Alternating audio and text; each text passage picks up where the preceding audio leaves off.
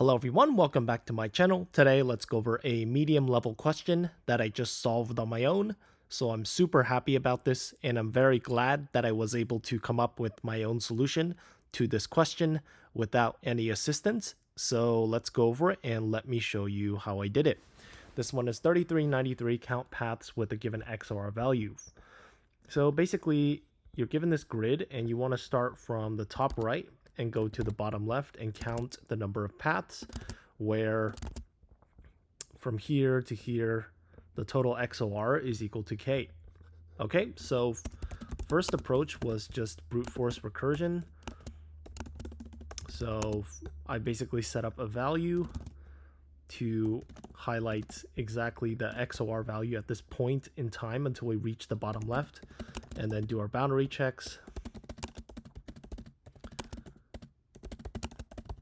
We're going to return, and let's go ahead and create a dictionary for caching, and also mn is length of grid, so the number of rows and the number of columns in the grid. And then let's go ahead and do this. We're going to XOR the current cell, right? And then we're going to do the same thing, val XOR grid ij. And then if we're on the bottom left,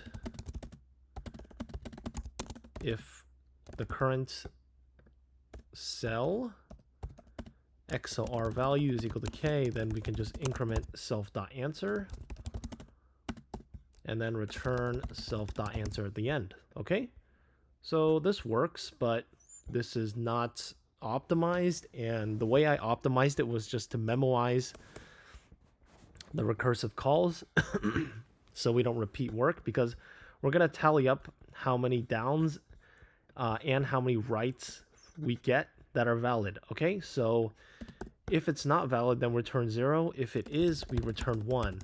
Else return 0, because that means we found a new path, one more path.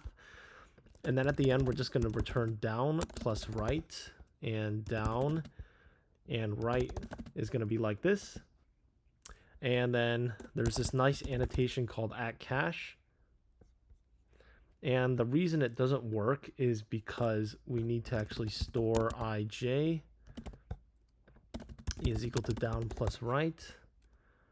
And so now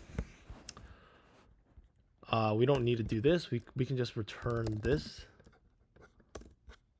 because that's going to be the behavior. And okay, so this just means we need to mod it. So basically we're just building up and caching up. What the hell's going on? Oh, okay. We're just building up all the paths going down that are valid and going right that are valid, right?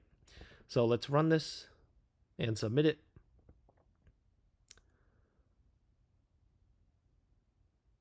And there you go, passes all test cases. So again, I'm super happy that I was able to come up with my own solution to this question without any help and solve it completely on my own.